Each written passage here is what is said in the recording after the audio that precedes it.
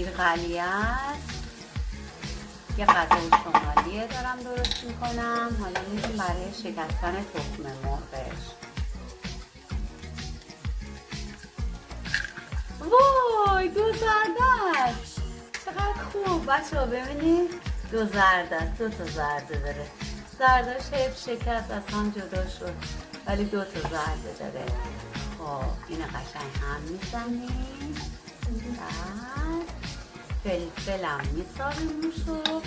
نمک. دستور غذایی امروزمون.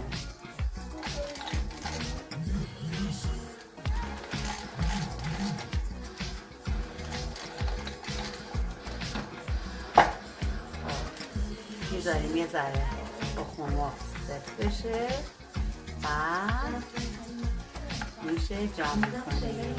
کاشیش هم یه ذره نارنجه.